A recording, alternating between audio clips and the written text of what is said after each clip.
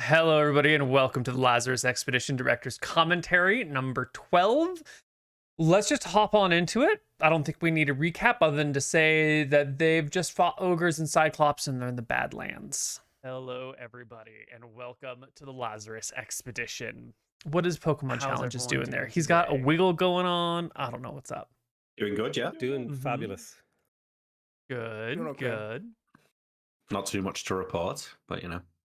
Great. That's really what we're hoping for here. So Mm-hmm. let's hop into game. Who remembers where we were last time? Useful question. We talked about No, this in I last do, DC Neal. a whole bunch. I know you do, but what about Mr. Mutant? Does he know what's going on? I know Has what's he going ever on. remembered anything? That's right.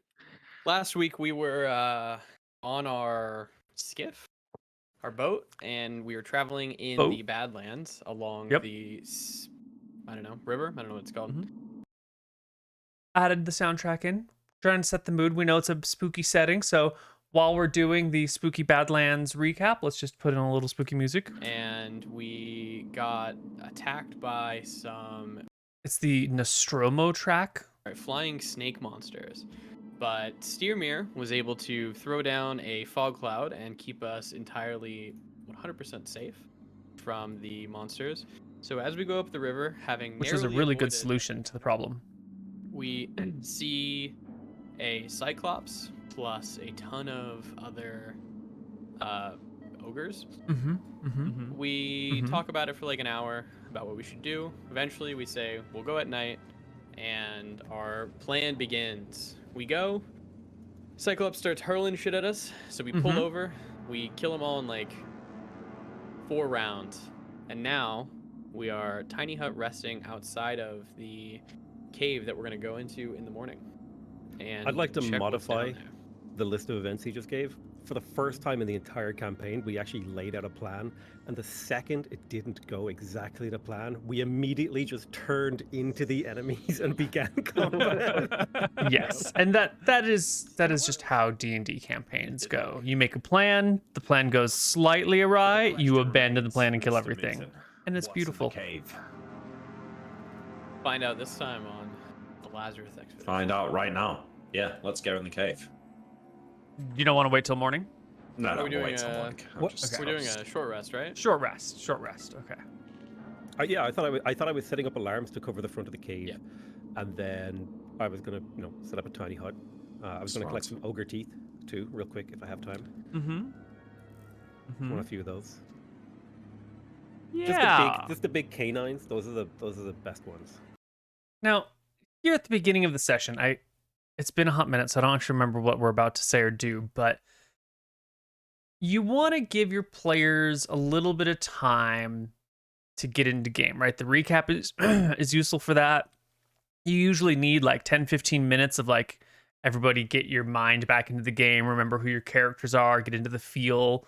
And so if we were to just say like, okay, the short rest is ended, the alarms haven't gone off, make your next move, players would be a little rusty. They would be a little out of their element. They wouldn't be optimally suited to make good decisions. And so we're going to probably slow it down a little bit. We're probably going to throw up a roadblock or two. We might ask some questions like, yo, you want to take teeth? Talk to me about how you take teeth. Like, let's get into character. Let's talk about our actions and our characters a little bit. This is a director's commentary that is fairly far removed from when the original episode was aired. Today is like August 4th, and I think this aired somewhere in early July. So it's been probably around a month, maybe a little less. So let's find out together. So what does it look like when you are collecting ogre teeth? Because an ogre's a classic, Neal. I knew that was coming even though I couldn't remember, but that is exactly when I was listening to Potato McWhiskey say, I want to collect ogre's teeth, my DM brain was like, ask him how. Ask him how you do it. What's it look like? A large creature, right? It's got a lot Basically to it. just hitting the teeth and hoping they come out. Like, he's just like bashing it. Maybe using my shield for leverage or something. Or if there's like a big rock nearby. I'll probably chip a lot of them. Ethan, the monster hunter, will come on over and give you a hand with it. This isn't the first time he's removed teeth from creatures. Sort of wordlessly, just sort of like, this is what we do, right? You kill a creature, that's pretty cool. You take its teeth, awesome. But Mott, the healer, will approach the rest of the party and give like disgusted looks towards the two of you and say to Cassian, is that, this is not the first time. Well, maybe it's the first time it's been said publicly, but this is not the first time, nor will it be the last time that Mott, cleric of Martha, goddess of life and creation and healing, is finding herself disturbed by the actions of the hobgoblin in the party. This is an ongoing theme, and I think right now we're really getting a good look at it. Mott has so far been, in the background a lot.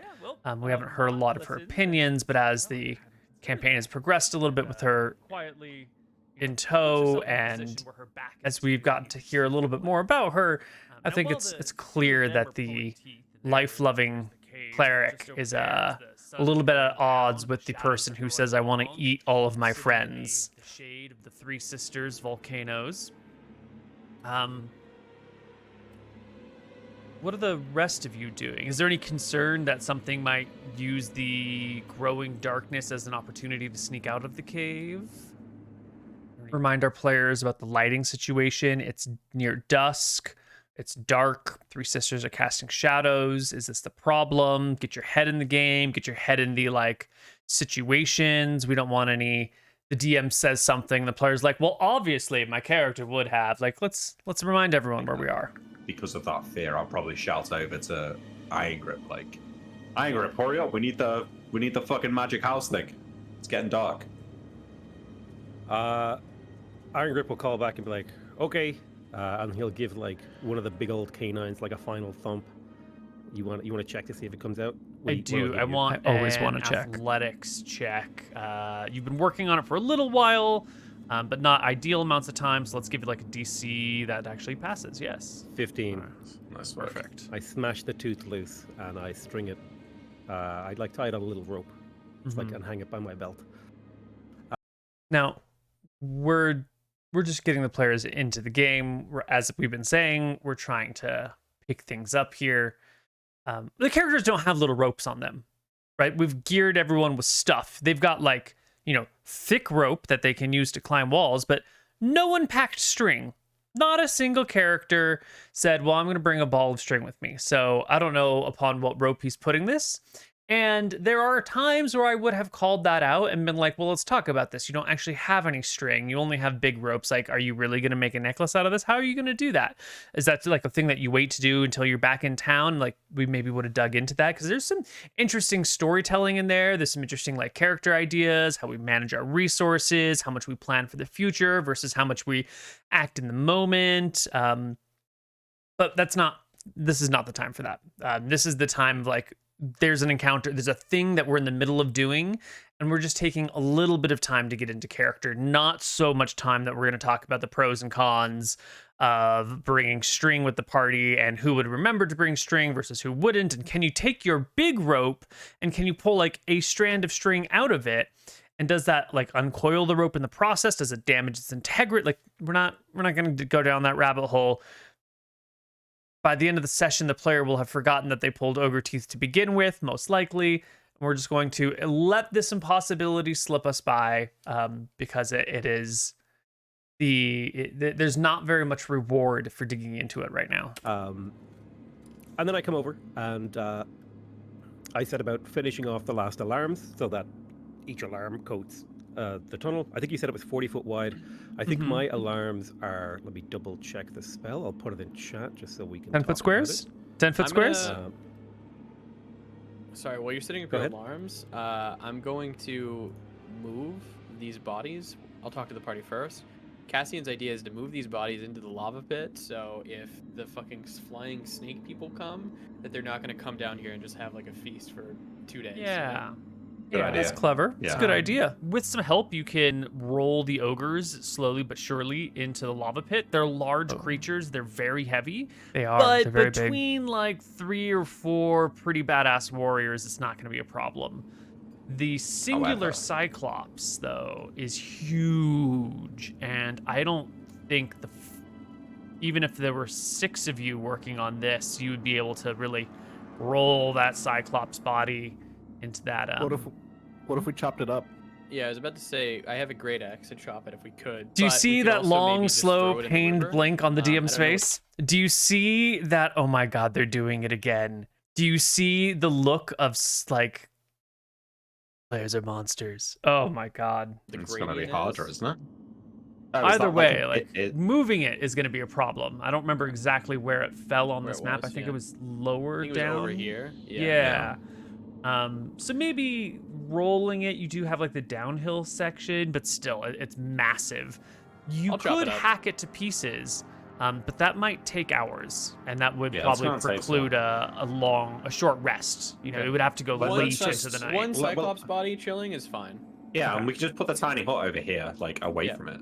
Yeah, I think that's fine. Okay. My roll 20 is like lagging to fuck today. Mine was too. I had to reset my browser. It's super nice. lagging, yeah. Yeah, I would reset your browsers. Just reopen. All right, we're gonna skip ahead a little bit. From the pad side of the cover, and then I blasting. No, they set up their alarms. Cypher I do it with that request. Oh, I'm We're sorry. gonna skip around a little bit here. I do it without thinking, and he continues humming. Well, Jove Night- Razor will dream of what was Here it? we go. Cyclops liver. Just it's out there, man. I could go get it. Just the whole night he's thinking about it. It's right there. what a cannibal. But if you leave, then So our party has gotten to this place. They fought these ogres. They fought the Cyclops. There's a cave. It's dark. The party needs a short rest. They need to get their hit dice back. They need to get their short rest powers back. But they're camped out directly in front of the enemy. It's not always a safe thing to do. So what is the enemy going to do? we're all left out in the open. So you're the only one who can't go and get it. Maybe The you need to only convince somebody to go and get it for you. It's the only thing holding them back. Yeah. The night is not entirely quiet. Why You've can't set up things these go smooth? alarms with the express intent and purpose of letting you know when something is going to step out of the cave. The alarms will last for 8 hours. And sure enough, maybe 2 or 3 hours into your sleeping, one of the alarms begins to go. Specifically, this is a mental alarm only for me. I wouldn't want to. I like the idea of an alarm sounding like a duck trying to wake you up. It's very amusing. It's worth interrupting their sleep if that makes sense. Yeah. Well, you hear the Just to be clear. alarm. How far back from the cave did you put the tiny hut? The cave is question. like right off the screen over here. That is a question that I should have asked before we started talking about alarms. Is that where is the hut? But oh well. This would have been a discussion between the party. So we would have talked, like me and Cassian. It would have said like, okay, I covered the front here and like of the thingy. Where do you want the tiny hut? He'd be like, I want it over here, or maybe I want it over here. So wherever we would have like agreed to have put it makes sense. I don't think Cassian knows too much about magic or even, I don't know, dragons or ever. So wherever you'd want to put it would be fine, as long as you're not like wanting to put it all the way over here. He wants to be able to, if someone comes out, to see them and see who's out of the cave. So I don't know, probably like 100 feet.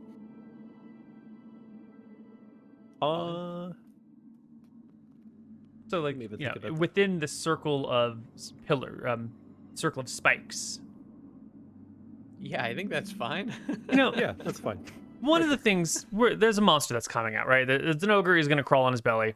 It's a useful tool. With that encounter, we'll talk about it in a moment. But first, this circle of spikes with the lava in the middle is an odd formation. It looks very intentional, doesn't it? Our players haven't asked about it. Maybe they very briefly touched on it last week, but it's an odd. I mean, look at that. There's, 12 spikes arranged at regular intervals around a lava pit near a cave where 2 rivers confluence. Doesn't that look a little ceremonial to you? Doesn't that look a little purposeful to you? However, our campaign doesn't touch on it at all. We just ignore the oddness of this ring of spikes around some lava. And so we'll never get to know lava, but the lava isn't like making you night blind or anything like that. And so you hear you're woken by your alarm going off, and you look towards the cave, but it is nighttime. And what day of the week is it? Right. I do have dim vision at night. What's the range of your night vision? Oh shoot, that would have been around. Like 60 dark feet. Vision, I can see. It's always 60 feet. But I'm trying to come up with answers for things, and then the player asked a question, and so I asked him a question, and so now we are waiting on the player, and if the player hadn't asked a question, we'd all be waiting on me, and it's just a little bit like, I already know the answer. It's always 60 feet. But this is just one of those pacing tools. So instead of everyone sitting for 30 seconds waiting on me, now the player asks a question, I ask a counter question, we wait 10 seconds on the player, then we get to have another little bit of chatter, a little dastardly. Up to 60 feet as if it were bright light, and in darkness as if it was dim light. You can't discern color in darkness, only shades of gray. Gotcha. So this is beyond the range of your infravision. Just a little dark out there.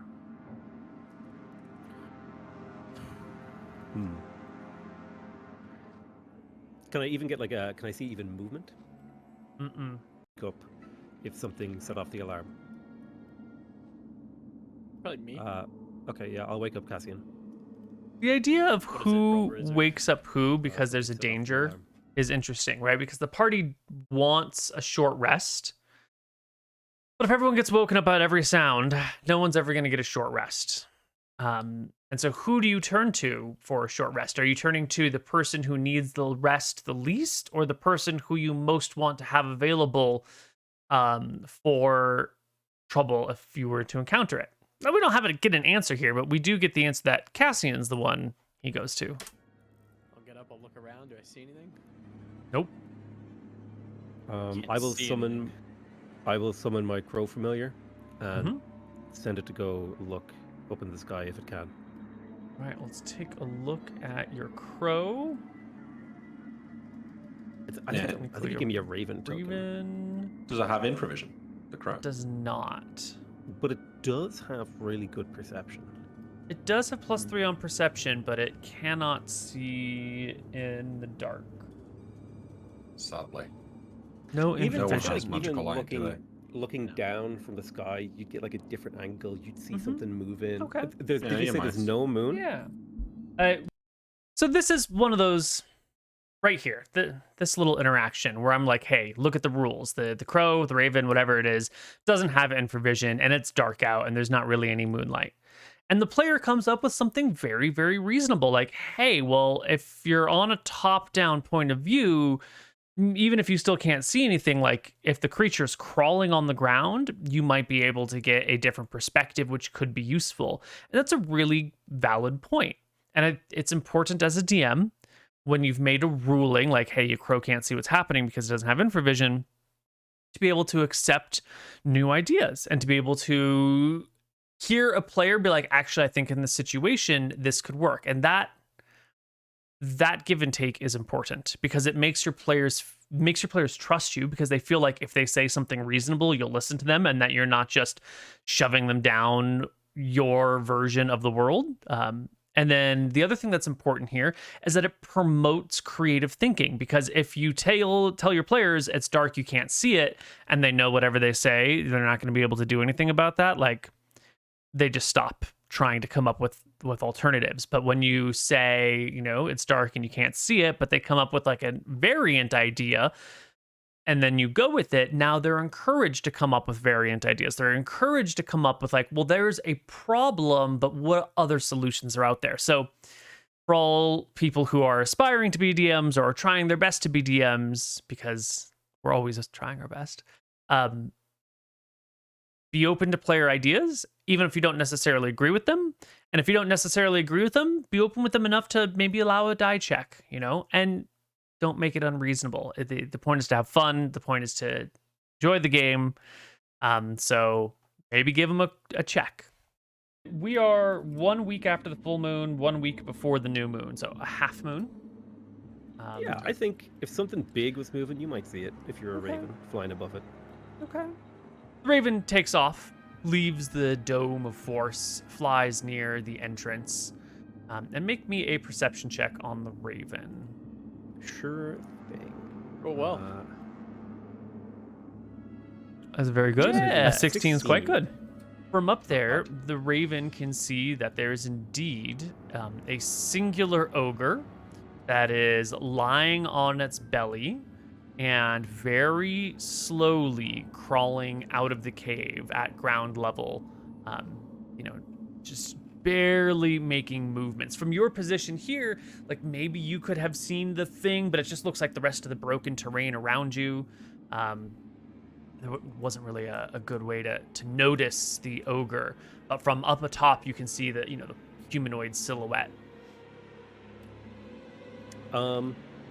I'll describe the position of the ogre and what he's doing to Cassian, and I'll try to point it out in the dark, triangulating based on what I see through the raven and what I see on the ground. It's like he's over there somewhere and he's crawling. Does he look injured, like he had been in a fight earlier today? No. Is he crawling towards the... no, it's not me, but is he crawling towards the Cyclops, I suppose? Same direction. We're going to skip ahead a Is little there bit. any more The ogre's point? crawling towards them. The party discusses what to do. It's a little bit of a dilemma. Yeah. They decide to do nothing. The ogre crawls back.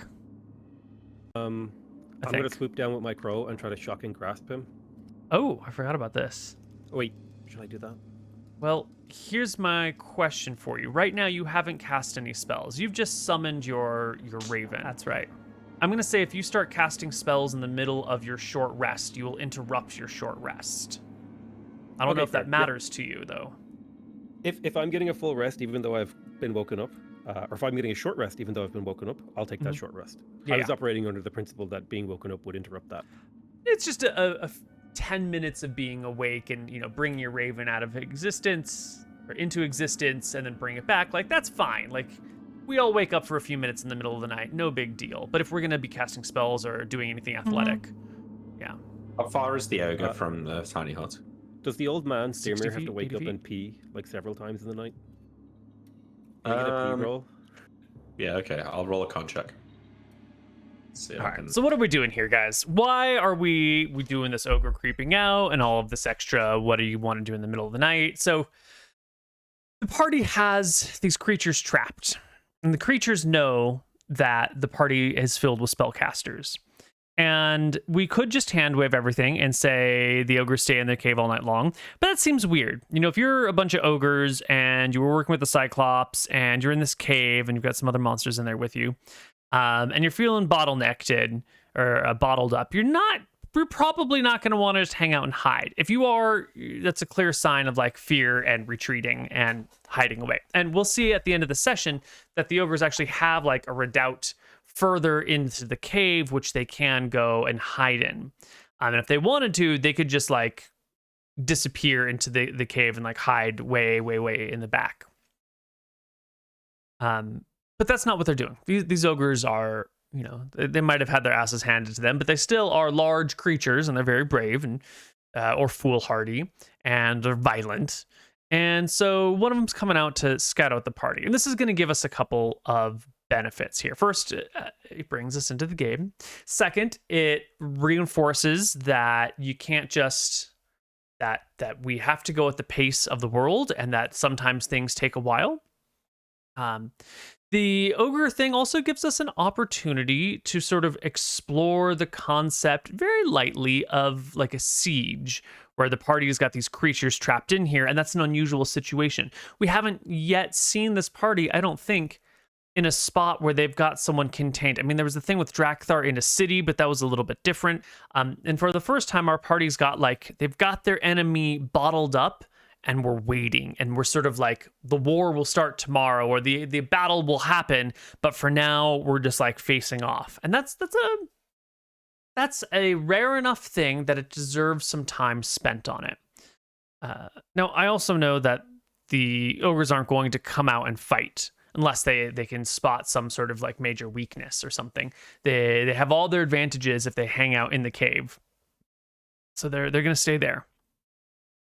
But we should take some time to explore the concept of this like siege and do a little bit of interplay. We don't just want to skip to the next day. We want to feel what it's like to bottle someone up, right? And so we have the ogre crawling out. And then we spend a lot of time like you're alerted to something. It's dark. How do you notice it? Okay, you notice it. What do you want to do about it? Well, it's going to interrupt your rest. The whole point of this siege is to get a rest rather than just run in right now, right? So how do you... So that's why we're doing the ogre. And we're going to skip forward because there's a lot of like chatter, which is great if you're watching it for the first time, but there's not a lot to talk about the chatter. And I do believe there's actually quite a bit of a long combat in here, which I want to get to because there's some fun combat stuff to talk about, I think. One didn't go off then. Oh, it went off. I woke Cassian, and he decided that we should take no action. Not a very good alarm if I can sleep through it. Oh, the alarm is in my brain. Oh, sassy. Oh, really? You wouldn't want me to wake everyone up, would you? Skip. Maybe it's one of the one. Did one of them get away? We didn't finish them off. I thought we caught all of them. I thought. Skip. You live in extreme wealth. You took over Cassius's wealth. You Skip ahead more. Probably good enough. There you go. All right, no. Okay. Yeah, so you chuck it in. All right. So Well, it's on. probably. So the party gets Mott to cast light on some stones, and they chuck in some light stones, and they see a big ass cave. Good enough. There you go. That's how we get to here. All right. And our party enters the cave, or walks up to the mouth of the cave. We have done a soundtrack change. We've moved away from Nostromo, which is like a really good sort of background tension track. I think this is March of the Faithful. I enter. No, the I'll be Desert leading Awaits. Cassian. We're gonna be King. down here. Do I still have my 5 temporary HP, Neal, can't remember. from Fighting Spirit? Let's Probably see. not. I don't think it think- says it. Temporary HP disappears on a long rest. I think so too. Oh. Neal, can us who have... Oh, sorry. I'm gonna be near Cassian, and I'm going to use my bonus action to activate my Abjuration Ward, my Arcane Ward, which gives me twice your Plus- wizard level plus int, which is 13 extra HP.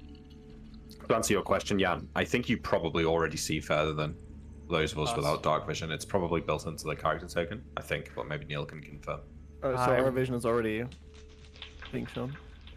Yes, is the answer. Neil? Double check your character sheets here. Cool. Roll20 allows you to set various vision types for different people and different ranges. But since this viewer perspective is the perspective of all the characters, you're getting the best vision of anyone. So you're going to get the vision of Cypher and Droll Razors when we're looking at the map. So what I we've will got, also- whoops, so Cypher, maybe I'm what seeing we've too got much. going on in this cave. I see, like, This is the director's commentary. There's no need to like hide spoilers. We've got some ogres in the back, and we've got some Grell who are like floating brain beaks with tentacles that are like hanging out in the darkness of the ceiling. Now the light stone is a 20-foot bright, 20-foot dim, so total 40-foot radius of light. But you can hide in dim light. Especially if you are a Grell who's attached to a ceiling that already has like stalactites hanging from it, and you've got your like weird little floaty things, which you can probably also suck up next to you. Like they would blend in pretty well. And none of our players make any comments about like, I want to search the ceiling for signs of monsters hiding up there. And I've been in a few caves in my life. I've been in some caves that, we've walked miles underground in. And, in these caves that I've gone in modern times, we've had flashlights that you can like pan and look at. But even with the flashlights, you'll look up at the ceiling when you're in there sometimes, but most of the time you're just like walking forward. You're looking for where you're trying to go. You're checking your footing. I know that on the map, the cave floor looks like really soft and solid and even, and maybe not soft, but like, it doesn't look messy, but most caves have like kind of complicated floors. It's not like a flat plane usually. So our characters are probably picking their way through things. They're checking out where the monsters might be. There's like an orb of light. Then if I were walking into a cave full of ogres, I would be keeping my eyes in the distance at like the edge of my vision where I think the monsters might be coming from, especially because if I threw a light in here, they know that we're coming and everything. And you might glance up at the ceiling just to get like an idea of where it is. but you're not really, I mean, maybe if there's something weird up there that you can spot immediately, but you're not really looking for the Grell.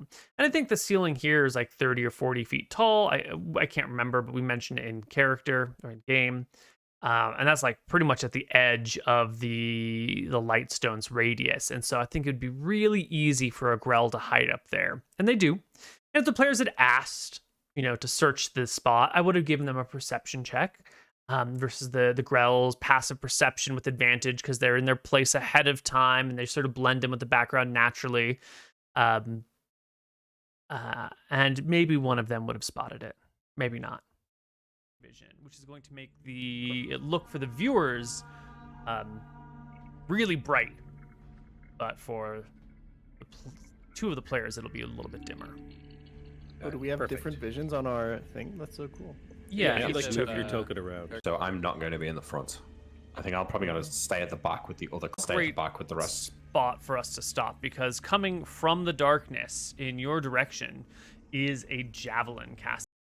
Right, because our ogres have seen this Lightstone show up, and the ogres are hanging out in the darkness well behind the Lightstone, but the players are like, they're coming in from a cave. So behind the players is sort of a lighter area, and the players are silhouetted by this light, plus the Lightstone in front of them. They might not be close enough to the Lightstone for it to be reaching them, but the players are definitely getting their spotlights in the dark that these ogres can see. The ogres got pretty good range. They got big arms. I think the javelin throws are still at disadvantage. And so we're going to get, weapons being flung out of the dark at the players, which is just fun. So I'd love to about that spot. Yeah, let's throw our javelin as initiative at this point in time. Cypher will call out that there's projectiles. Attacks at disadvantage, 1 on the roll, no Cypher. big deal. That's what I And did I work it properly? And these are, okay, no. So you can see here, this is just a little chat about Roll20. Our characters are rolling their initiative. You can see their name at the bottom, their initiative and the rolls, blah, blah, blah. Neal rolls for Ethan, Minion, which is Mitz, and then our pair of ogres. Now, our ogres are showing up on the initiative tracker up here. So that means that they're on the token layer. If you're not familiar with Roll20 and don't care about how to operate Roll20, you can just skip ahead a little bit.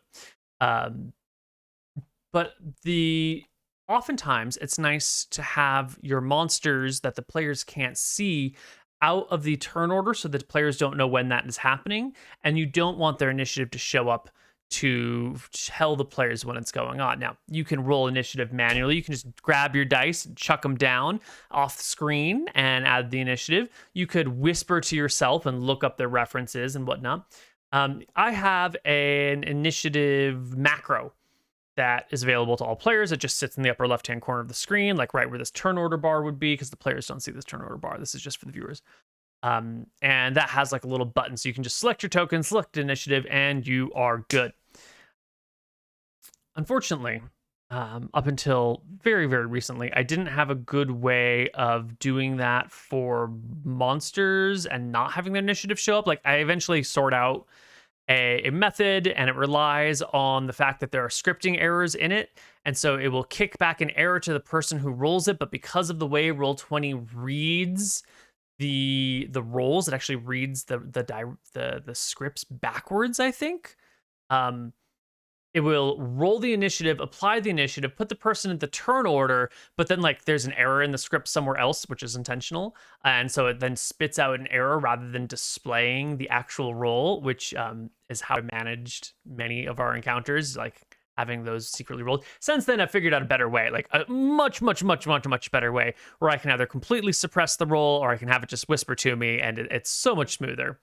But what I'm trying to say here, what I'm saying is that the monsters are in the dark. The players can't see them. In an ideal world, these ogres would be rolled on the GM layer, and they would be on the GM layer so the players can't see them, so they don't show up in the initiative order. And also our initiative rolls wouldn't show up for the players because we want the players to be in a state of mystery. Now the players can see, oh, it's 2 ogres. But if I just start talking about like javelins flying out of the dark and the players don't know how many ogres are there, there's now a little bit more concern or a little bit more fear or a little bit more like, well, let's take our time. You want to leave things in that category of the unknown. I'm gonna start carrying around a shield before combat, and then when we get into it, I'm just gonna drop it and then double hand my weapon. It's genius. That's actually a great idea. That's super legit. It actually is. Free action to drop the shield. Fuck yeah. Action to take off your shield. Oh, It's are there strapped not ones to that you your can just wrist. hold? Oh, they're Nope. strapped. Okay. Never mind. Nope. Oh, They right. thought Like a of little everything. baby, like 1 AC buckler you could hold in one hand. Yeah. It's 1 extra AC, baby. Iron Grip the Jailer. Projectiles have been launched. Mm-hmm. So we're just gonna skip ahead a little bit. Our players running in. Now Mitz is a minion, and we've mentioned before in the last director's commentary that we want Mitz to feel like a minion. We want Mitz to be the same sort of minion that the enemies, that the players fight all the time. And so we get Mitz sort of just charging in like all the minions always do, but we also get Mitz coming over and kind of hiding in the corner as they go forward. And we're showing that Mitz is maybe, because I think by now we've leveled Mitz. Mitz isn't just a nameless, faceless NPC. I think at this point in the game, Mitz is a level 1 character. No, not quite. Their AC goes up to 13 when they grab leather armor. I can't remember. But we're starting to take some more clever actions. We're not going to ever play Mitz like super well, but we are going to have Mitz maybe hide and cover rather than like run into the middle of the room like most other minions would have, because Mitz is moving out of the minion zone and into a follower zone, into like a proper supporting character. We'll go and out of the hireling and into the henchman. Also, on the other hand, we do have Drolv Razors, who runs right on in. We get Ethan, our monster hunter archer, who's gonna hang out in the corner and hide. Now, Ethan's always been a wee bit cowardly. He's not a fighter. He's a monster hunter. He's not trying to get in the middle of stuff. I do appreciate how Mr. Moon runs over into this corner to try and see if there's anything else back here. There's not. It's the edge of the map. But it's good. You want to check your surroundings. I have used this exact same monster lair and hidden something in a crevice, not this crevice, a different crevice on the other side of the map, that the players didn't notice until they rested, and then we brought out the spider that was hiding in the lair. And then one of the players was like, that's so dumb. And then I later showed them on the map that like, no, there was actually there's a crack here. The lighting is such that if you had walked into the crack, you could have seen it. And there were spider, like it was set up ahead of time for this. So Mr. Mooten, who's been playing with me for many years, is wise to my tricks. See a little bit of the ogre right here, which is ever so slightly problematic. But Mr. Mooten's wise to my tricks, and he correctly goes to check that corner. In this case, it happens to be nothing, but it's a good thing that he did. Because one day it's going to be something. All right. Our next ogre will hurl a javelin in the direction of Steermere. Whoosh. 21. Why me? Wait, hang on. Have they got an angle on me? Because I'm trying to stand behind Drolv Racers here. Yeah, Wait, they do. They totally have an angle on you.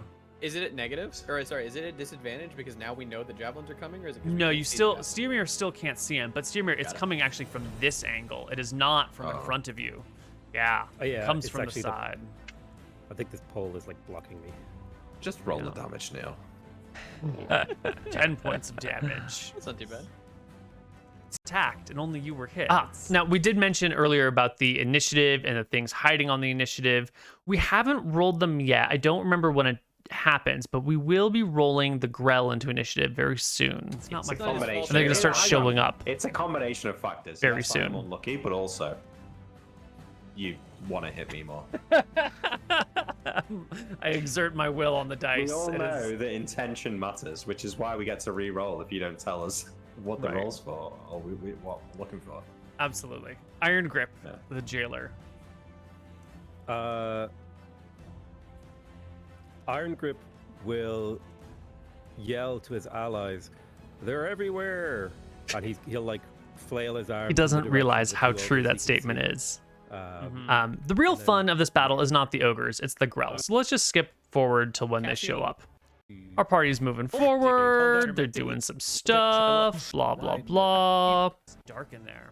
Blah, blah, blah. Next round. have it, Now, I'll hold as a DM, I can see the Grell So on weapon the in one map. hand, which I you can can see carry they're in like one slightly hand, then transparent, rock and I the other. can If you can see drop the it in your players slot if you moving want, but underneath toss them. it would be like a And explode. we're waiting for the players to get Like the Grell are waiting for the party to come all the way inside and then drop down on them. Now the Grell can only move so far in certain rounds, so you really want your enemy to just be lined up beneath you. As a DM, I could cheat. I could just say the Grell happened to be above any one player that I wanted. I could say that they're spawning here or spawning there, and the player would never know. But here we go. Absolutely joking. A Grell. A No, Grell not one of these fucking things drops again. from the ceiling. Oh my god, Oh, I you give me remember these. PTSD with this fucking thing. Here, just for those of you that need to see what a Grell is, it's like a large brain with all sorts of droopy tentacly thingies and a large beak, and it hovers, and it can move silently from its hovering, and it drops from the darkened ceiling Steermere was above like you right and underneath will it. multi-attack you Perfect. once with its tentacles. Critical hit. With a critical hit. Oh, love the Grell. And you will take that rolled 5 bad. points of damage because it Okay. rolled minimal. And you so the idea here for these Grell, well, from the combat perspective, is that the Grell are trying to pick off the weaker characters in the back line. And it doesn't work out super well for them. Mott doesn't come in. Ethan's sort of right there. Mitz is kind of hiding in the corner, but he's like too far in the corner to be seen. And so we're just picking off the other weak backliners, which is, in this case, Steermere. Now, the Grell attack, which is just amazing. I love all of the... I really enjoy attacks that aren't just I hit and do damage. And so Grell are able to paralyze people, and they can grapple people, and they can lift people up into the air. And these are fun. These are, you know, ways to move the combat field around, ways to put people in precarious situations. They're things that make it a little bit more difficult or interesting to encounter. And so I love me the Grell. I love me the fall from the ceiling, grab you, and then pull you up into the darkness approaches. They're fantastic. I'll do that, Neil. In fact, I think I'll do that. As for why there are Grell in this cave and why these Grell are cohabitating with ogres and cyclops, well, we never get answers to that question. You could just say it's the Badlands and it's the monsters and it's the nature of this place to be filled with these things, if you want it to be a little more Tolkien-esque. But, you know, we don't get to figure it out on screen. We don't ever get to figure it out. And so many great little potential storylines go untold. DC 15, I think. 14. Ayo. 15. All right. It'll take 3 damage. Um, But with the Okay, advent of the and then I Grell, cast we are Thunderwave, changing the combat music. Something using- much more intense. My channel divinity, which I regain on a short rest. I think it's called Black And you're casting Rider. it Like max above you damage. to hit the Grell. Now you are restrained. Grappled, you said. And restrained. Look at the text. Hmm. This is not Does that mean Black I can't Rider. I don't cast? remember what this is. That's the question that I'm looking for right here. Restrained creature speeds become 0. Can't benefit from bonus to so there's a Hmm. battle, right? Battles aren't super but, interesting to narrate. I could comes tell you down as why I tentacles moved this creature grapple. here or that creature there. In this situation, it's all very straightforward. Like the Grell are going for the things that are closest to them that they can grab and lift up into the ceiling. The ogres have a pile of javelins that they've like positioned ahead of battle so they can just keep picking them up and throwing them. They've got their javelins plus the javelins of all the other dead ogres, plus any reserve javelins that they might have had, plus there's other ogres in this back area underwater, and so, you know, they've got a pile of javelins. We don't really have to worry about it. They're never going to run out. You know, if they've got 10 javelins, it's more than enough for the whole of combat. And so we get into a fight. Now, the fight is a great fight. It's close. People are near dying all the time. Mott makes a heroic run into the cave near the end to save some people's lives. There's some failed death saves. You know, it's a real nail biter. But from a director's commentary point, it's not that interesting. Oh no, I had an interesting thing to tell you. What was the interesting thing about this combat to tell you? And it will... I guess there's not much. Yeah, we're just going to kind of skip through the fight. Our party... Oh, no. The interesting thing about this fight is the height component of these Grell, because they are coming down from above. And so our players are, like, hacking at things above their heads. And these tentacles do have to, like, droop down to your shoulders or your neck or your face or something to grab at you. But in general, they're above. And so all they've got to do is, like, move a little bit up, and they're pretty much out of range. And that's going to present a big challenge for characters who don't have a lot of range. Drawled Razors might have a ranged spell or two. Steermere has a ranged spell, and Ethan has a bow. But otherwise, our player's in a bit of a bind. And this combination of like enemies are grappling you and pulling you into darkness, or pulling you up, and if you fall, you take damage. They're paralyzing you, and you have a hard time hitting them. Really does wonders here. There's a great moment in this battle, I think, where Cassian picks up a bow that Ethan dropped because Ethan had been knocked unconscious, and uses it to like finish off or almost finish off a couple of Grell.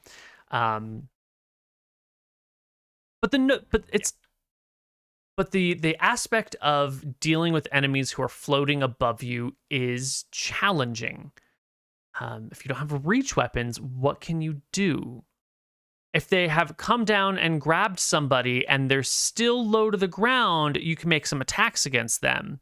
And maybe this battle could have been run better, from the DM's point of view. Maybe the Grell could have done like a half move down, and then on their next turn, like down, attack, grab, and lift. But if you do that, before your turn comes around, the enemy's going to move. So the Grell are sort of in an awkward position where they can be hidden up above and they can fully descend and attack somebody, but then they've used all their movement and now they're stuck at I can be hit by you levels.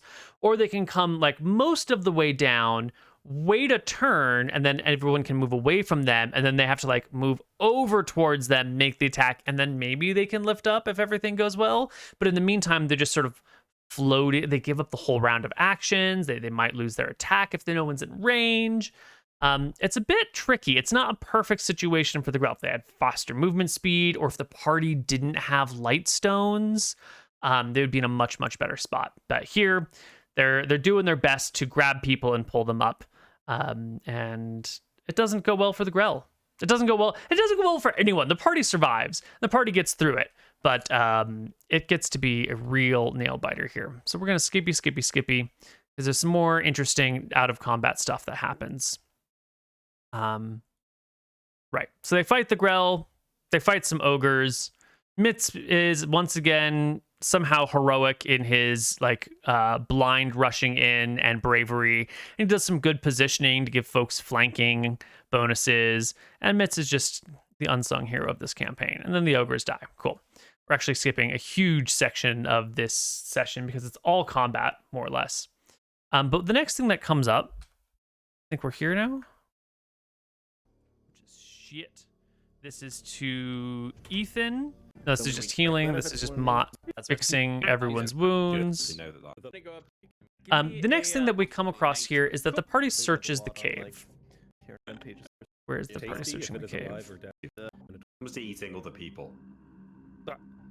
We have fought in battle together. I would let you eat me now. Oh, that's all well and good. But well, there's some good role playing in here too. Things aren't that desperate yet. I'd rather glad avoid. to hear that you'd let us eat you. Let's just see where this is going. Valiantly in battle. Let's look less inward and more forward. Do we want to keep continuing down here? The last time we went in here, we kind of made the decision based on that it couldn't hurt, and I'd like to admit that I was wrong on that, and I'd like to apologize for making the bad call here. That's all right, Cypher. We forgive you. At this point, I think we should continue. We know what we're looking for, enemy-wise, and I think that those were the last of the ogres. Dwarf will pick up the light stone and throw it as hard as he can at the ceiling above us. Yeah. You will see there is that wounded Grell that escaped the battle earlier that is still floating up. Right. Our monsters do flee. They don't all suicide and fight to the death. That's one of the things that we're trying to elicit here.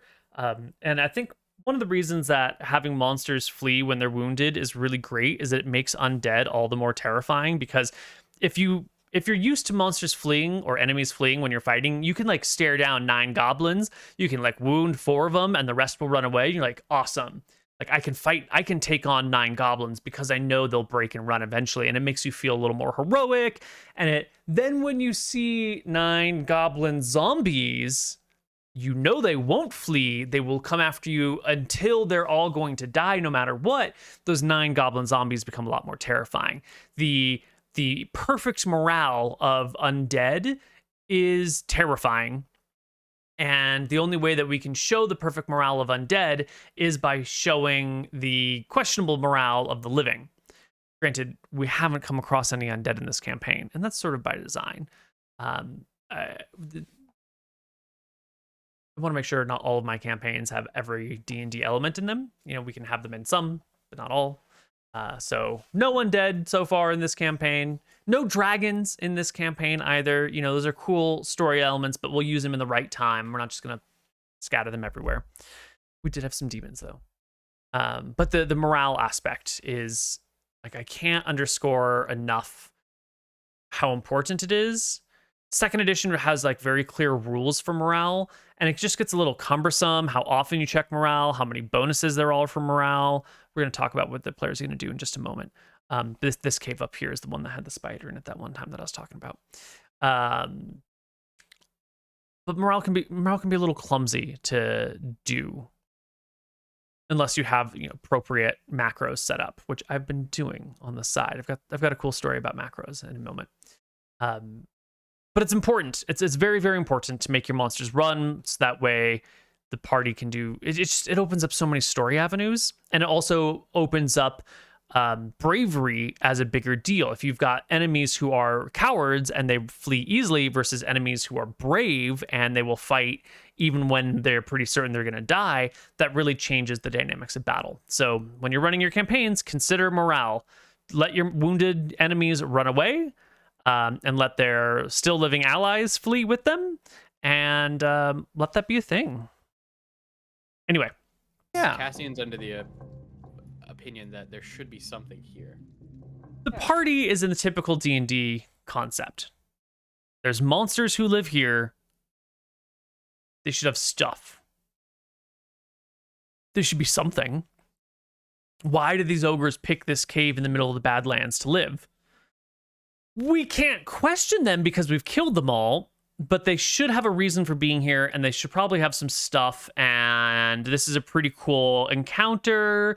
We've been building up to it. We've been talking about the cave in the middle of the Badlands for some time now, and now we're finally here. Like, where's my loot? Where's my reward? Classic D&D tropes, classic D&D concepts. But clearly, you know, we've revealed the whole map. There's nothing here. We will, however, have our players venturing into this water pit down here. And then they're going to find a cave. Now, this is one of those, like, this is one of those things as the DM that sometimes you got to wing. I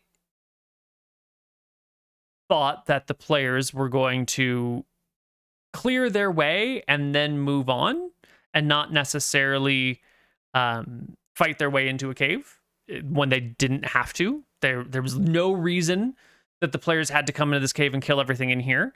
And I thought with enough monsters and making it a scary enough encounter that they would, like, fight the monsters on the beaches and then just keep going. So that they came into the cave at all was a little bit of a surprise. So I didn't really prepare much for the cave or much for loot tables.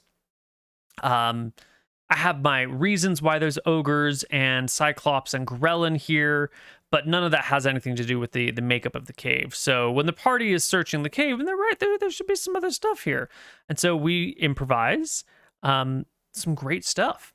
What we have is a tunnel coming out of this water hole, or I guess underwater, there's a tunnel that leads, you know, off the map this way, you know, in this direction. And on the other side of that tunnel is like another little cavey Larry thing where there are the rest of the ogres, the ogre young, the non-combating ogres, other supplies. There's like a whole extra component to the cave. However,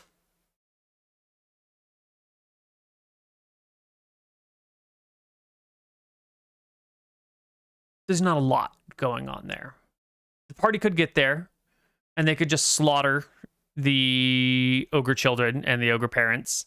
But there's not like any loot, right? There's no magic items. There's nothing that the party would actually give a shit about in there. And the ogres have this advantage that they're much bigger than our party members. They're longer and they're stronger. And so the ogres can really easily navigate, or more easily navigate an underwater passage like that than the players can. And so we build up this tension of you're underwater, You don't know how far things are.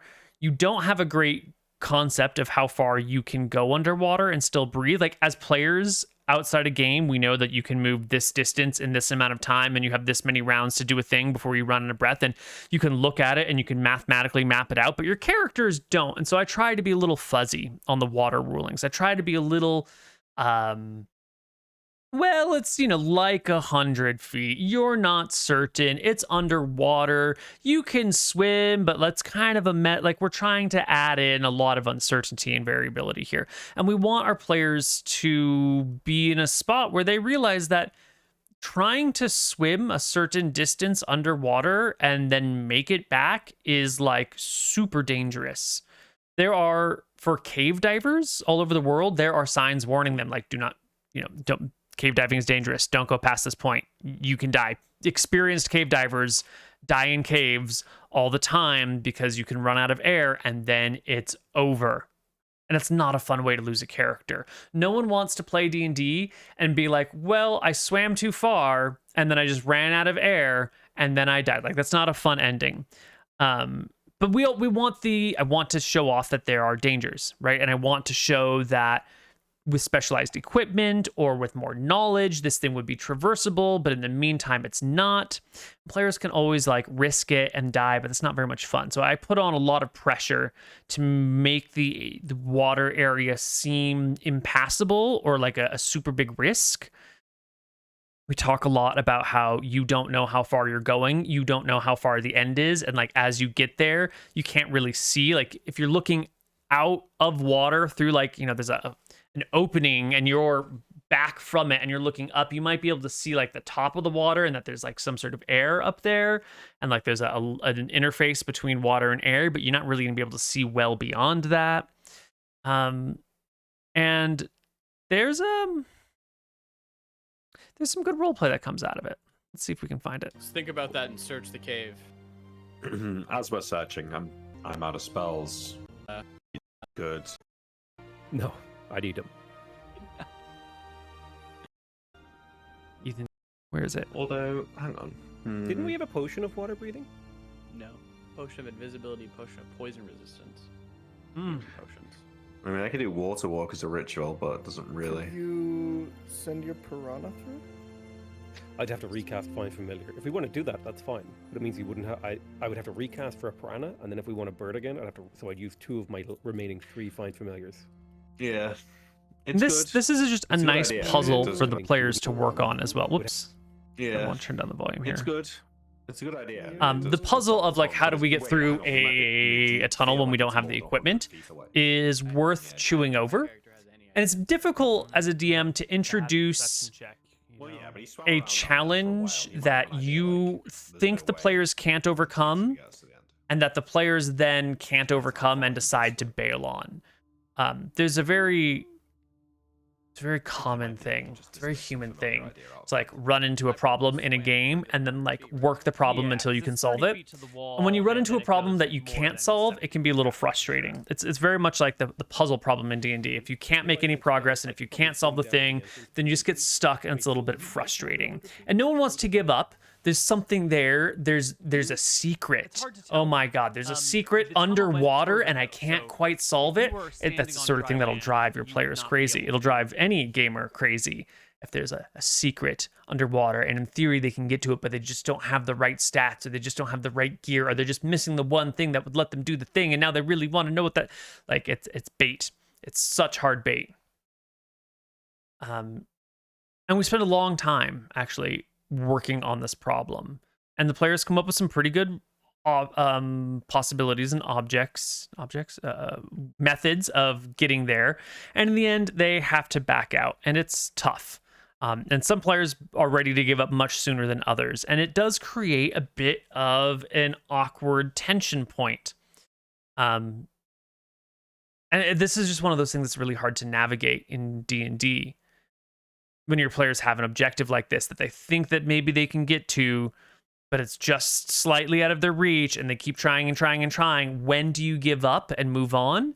And then if you spent an hour trying to get to a thing and you can't do it, like, do you feel like you just wasted that hour? There's sort of like a gambler's fallacy going on here, or not a sunk cost fallacy going on here. Not a gambler's fallacy, sunk cost fallacy going on here, where the more time you spend on it, the more time you want to spend on it. And I still haven't figured out how to make it clear that something is out of reach without making it feel like it's a hard railroad and without wasting too much of the player's time. It's a really difficult thing to be like, here's this thing, but you can't have it. And there's not always a lot of reason why you want to do like, here's a thing, but you can't have it. In this situation, it's just, we could have ruled it differently. We could have easily ruled that once you saw the thing, it's within swimmable distance, and the party can go over there and they can pop up on the other side, and then we could have another battle where we slay ogre children and ogre parents, and then Moth the healer can be like, what was over there? And the party's like, it was ogre babies, and we killed them all. And Moth would be like, oh my god, ogre babies, you killed them all. That's terrible. Like, it could have been a whole thing. There's great content to have in there. There's cool ideas to come up there. Like, we have all these ogre babies. Here's those ogre parents.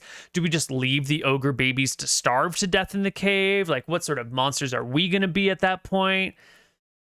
That really wasn't the vibe I was trying to go for this campaign. And we are sort of running out of time. Like, I want the campaign to be over. Because this was supposed to be just like a 10, 15 session campaign to get a taste for 5e so we could figure out what we want to do next. And it's really dragged on.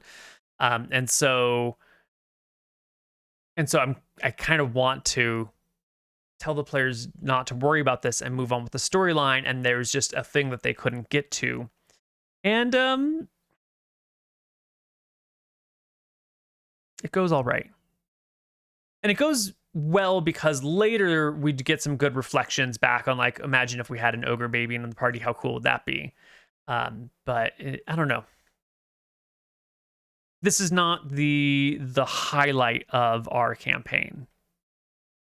I could get him to look another 30 feet, and if there's light, maybe he sees it, and then I'll immediately desummon him. There is no light. Can ravens swim? Well, whatever happens, the raven is summoned into existence. It can at least hold its breath for 6 seconds at the very minimum. And you close your eyes, you see through it, you see just kind of awkwardness. It doesn't really, there's no additional information that the raven gives you. And then you dismiss it. And the party can surface again. So now no one's pushed themselves to any risky situations. The length of the tunnel is unknown. If ogres or giants have been crawling through it, then they can definitely make more distance on a single breath than anyone in the party can. Yeah. And at the end of the day, swimming into a depth or a length that is unknown is going to be risky. Yeah. What distance can you make? You can either make it or not, and if you cannot make it, you die. And there's no. What are we likely to find? Like, really? There's not going to be a magic item, is there? Because the ogres would have had it. But the Cyclops would have the magic item. No? Well, let's theorize. What could the Cyclops have down there that he wouldn't? Crystal ball. The whole Cyclops civilization, his stash. Was the cave big enough for a Cyclops to fit? Mm-hmm. I'm of the view that this isn't worth it. Yeah. But it is a distraction. The from our issue main is out of character. I'll never know what was in here. That'll piss me off. The thing is, the giants the ogre can obviously make the swim without any risk at all. So I think if you take a little bit of risk, you can probably make it through. I think so. So it sounds like Steermere is going to take the risks. No. Because do you see that? Yeah, you could totally do it. A little chance would be fine, but the little chance is it's death or it's success or death. And that's the chance. And that's the problem with situations like water, where if you don't have anywhere to breathe, you just die. There's no, well, you'll take some damage. It is, you drown and it's over. And no one wants to take that chance. It doesn't think it's worth it. I think we should let the piranha do it. Right, we're going to skip ahead. Can a rogue dash swim? No. Okay. Maybe.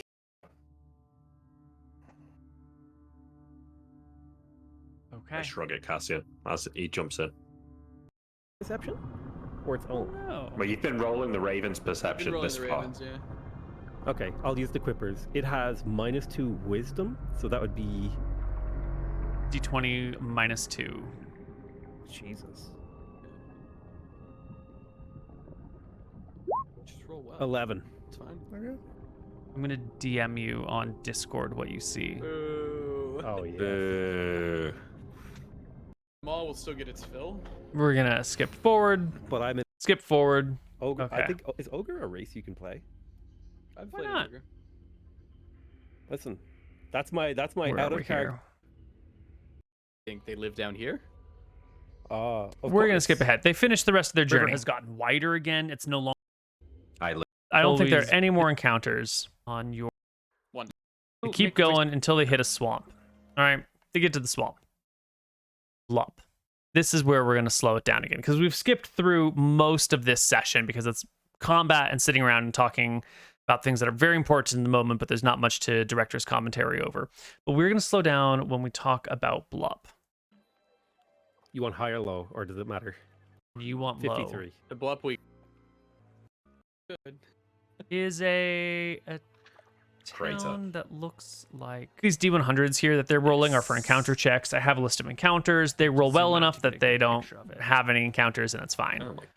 They very Is it like conveniently didn't run into any encounters, but that was mostly due to their rolls. it's into the swamp? It's like a floating kind of. Well, most of the huts are on land masses, and then there are bridges that connect huts and islands to huts and islands. Cool. And it sort of sprawls out all over the place within the swamp. You're approaching from the bottom side of this map, coming up through this little passage here. And as you approach, you can see people walking around in the town of Blup. But something about them is immediately off. Everyone roll me a perception check to see which of our four heroes. The four of you are all in the front of the boat. Everyone else is in the back, so you guys have the best chance of noticing. I've got something. webbed feet. That's just a line because I don't want to roll perception for the NPCs and have the NPCs point things out. The players should be the one, like they're the heroes of the story. They're the ones we care about. They should see things before their followers and hirelings. It's more streamlined for the story. It's more interesting. And hey, conveniently, the players are the first ones in the boat. So why don't we give them the check as well? But that's more storytelling than Cassian. I think you're actually at the very front Rules of the boat. Adhering. This makes the most sense.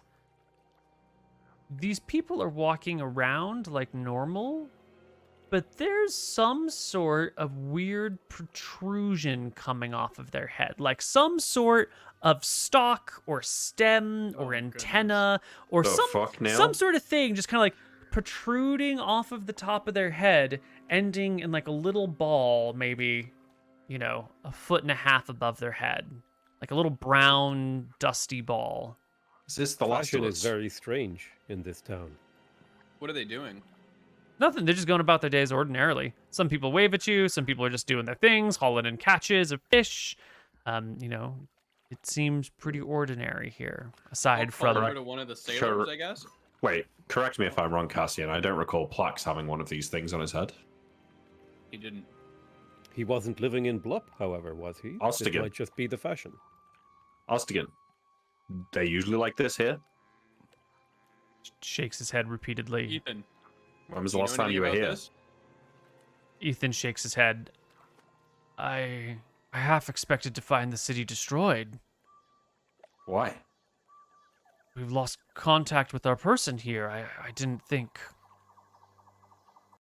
Ethan the Monster Hunter is here in order to reestablish conversations with his contact in Blup. There had been some sort of, rumor that they had found something in Blup and then contact was lost. Now,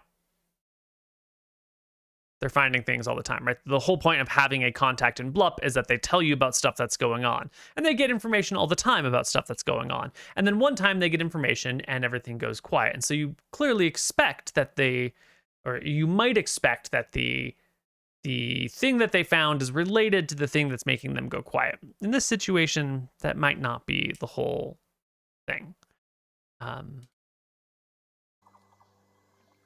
I do remember before we left, didn't Lady Farseer mention something coming out of the swamp? Someone said that, right? My Iron Grip will look around, trying to remember. Ethan says, "There's always something coming out of the swamp." Julia did mention that something was found, right? Someone. Yes. Okay, Cassian, call over a sailor or What something. was it though? Oh, Your yeah. boat is just pulling forward, right? Eventually, you're just gonna make landfall in just a Well, few more no. feet. No, We're not gonna hit the land. you As we're stop the coming up boat. on it. You tell we're Ostigan to gonna like turn. stop the boat I here. tell Okay. Ostigan to turn. All right. We're gonna kind of go around and see if we can see one of the sailors. So let me bring our boat onto here. Does it smell weird? It smells like gross swamp.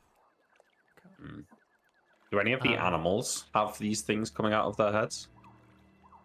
Any There's not crocodiles or frogs really. or birds? No, none Come of the on. birds or frogs have them. You don't see any crocodiles, but you don't see any like animals hanging out with the people. There's not like a whole crew of pet cats lying around somewhere, you know. Yeah, sure. But if it was like a fungus infection, you'd think it'd be everything. Sure. So your boat is like coming up through this area when you begin to notice these things because there's a lot of trees and brush and you don't always have a great distant view. So when you get to about here is when you notice. Then everyone chatted for a little while, and I think the boat slowed to a stop somewhere over here while you're all chatting about what the hell this stuff could be. Yeah. I'm gonna have it turn and maybe if we can go to a sailor. Yeah, What sailors are there's you somebody. There's not a lot of sailors here, but there's someone who is pulling in some crabs off of a trap right here. They've got a cage that they lower into the water, and then it fills with creatures, and they.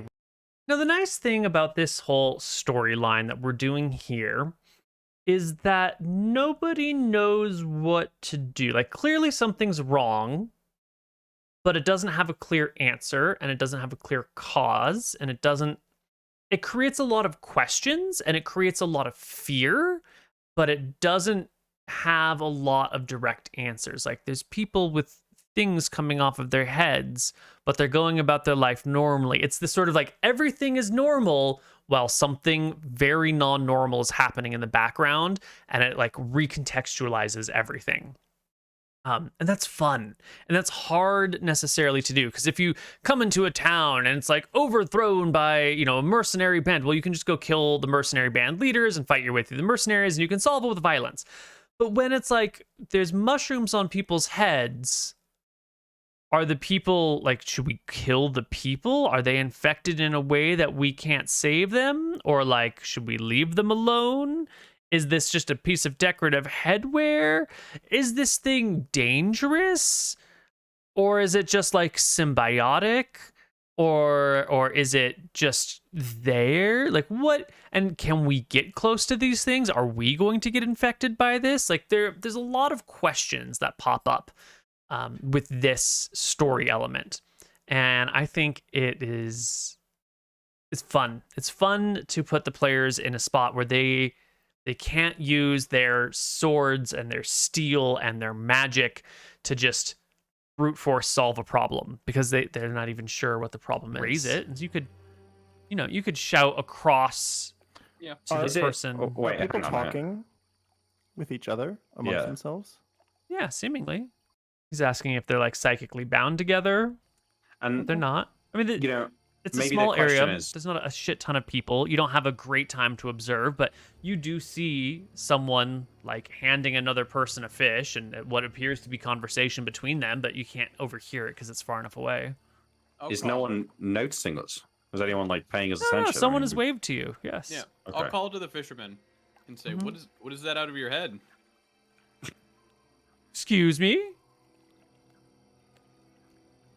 Kind of shake. What is that Feel thing? Good about this place. Growing up the top of your head. I've not seen it before. I'm sorry. Who are you? Now, we know in the future that those who have these mushrooms growing off of their heads aren't aware of them. They're completely oblivious and can't even really perceive them in any way, shape, or form. Can't perceive the mushrooms on their heads or the ones on other people's heads.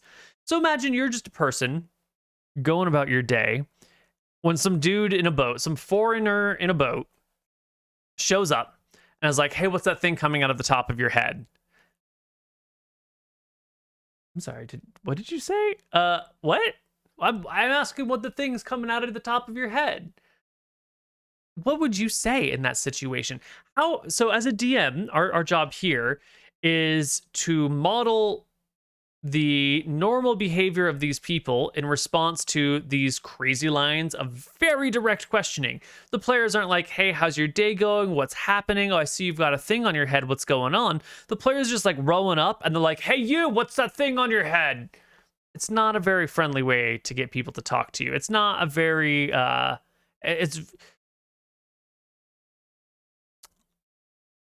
sometimes you don't want to be quite so direct. Sometimes you want to get to know people, earn some trust, have a little conversation, get the ball rolling, and then the person is going to be more receptive to these sorts of questions. Now, especially someone who doesn't know that they've got a mushroom on their head, when you're asking them about the mushroom on their head and you're being, harsh about it or very, very upfront about it, they're not going to be super responsive. But we are trying to make an interesting story for our players. So we don't just want people to say like, fuck you, get out of here, yes, you newcomers, and throw rocks at the players, because we don't want to telegraph that like these things are now dangerous and now they're throwing rocks at people.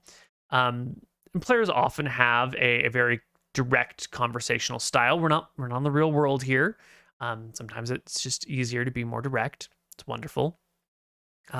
So what is the appropriate way for a person who doesn't know they have a mushroom on their head to respond to foreigners who are showing up asking them about their mushrooms on their heads? And my answer for this is just for them to be like, I'm sorry, who the hell are you? Can I get to know you a little bit better? I'm trying to have the NPC do the conversation and like get the players involved in chatting. Maybe get the players to come a little bit closer. Like, I can't hear you. Bring your boat closer so I don't have to shout across the water at you. Maybe lure the players a little closer to land. Ostigan, take us out of here. Skip Blup. I'm a cleric. Ethan says, we can't skip Blup, but I'm here. Then Let jump me off out. the boat, Ethan. Pull me Ethan, up you to don't wanna shore. get- Let me get off here. Are you Wait. serious? Why are we skipping Blup? They're just wearing hats. What's wrong with you guys? Ostigan, this is an order. Ostigan begins to just slowly turn the boat. He pulls out his poles. And Wait, begins to turn how the pole far is the around. next town? Is there a village? He shakes his head. No, not How until far? we are out of Blup. Then we are in plains. Then I do not know, but I'm sure you walk around plains, you find people or centaurs. There are lots of centaurs in plains. You fight Cassian. ogre. You can fight centaur. It's Cassian, fine. maybe we should think about this. We're wounded. We're out of spells. We should at least have a real conversation with these people. You guys started this conversation like a bunch of oafs, and then we're incredulous as to why they weren't responding properly. Let's go there, Yeah. properly introduce ourselves, and actually talk to them. Were you We're raised going in the to wild group without any outside of manners? this, and then we'll have a conversation. Keep going, Ostigan. Yeah, he will pull you through the water. He looks a little relieved until you are outside of the. It's not really walls, but outside of the immediate zone. Something on. Skippy. It's probably not a good idea. I have the blindness spell. It should be fine. I also don't think we should do that. I think if we're going to stay here, we need to be on good terms with the locals. I think if we start abducting people, then we might as well just leave. What's an abduction between two people? They weren't immediately hostile felony. towards us. So our players They are were kind of talking wondering normally- they were talking what they should normally do. with us. They need a They long reacted rest. weirdly because It would be great to get a long rest in talking Blup. about what was on their head without On the other being hand, serious our about players it. fear Strange infection Okay. of something. agree. They think it's I a appreciate a that contagion. side. By my grandfather, and she lived a long and happy life. They're not really sure Why don't we what let to Ethan do out? here. And it's perfect. It's beautiful. Ethan, This goes why don't on you for a have a while. conversation They don't report really back? get any answers. The session ends as they pull up on the shore, literally drown you and you into their flesh. I think Ethan hops off the boat to go walk into the city. And there's maybe a little bit short conversation between Ethan and a local, and the party's left as Ethan disappears into the city, and they're left waiting on shore. Now this Blup is an example of an encounter, a non-combat encounter. In the city, there are questions and there are answers. They're clearly dangerous, and it's up to the party to know how much they want to risk and reward. And similar to the other like non-combat risk that they had, where you've got the underwater tunnel that leads to the ogre babies, it's a little tough when you've got this puzzle in front of you and you don't know whether you should engage with it or not. In this situation, though, there's a lot more information to be gained. There's a lot more, let's talk to the locals. Let's see if we can shout at people. Let's observe some behavior. Let's see if we can determine something.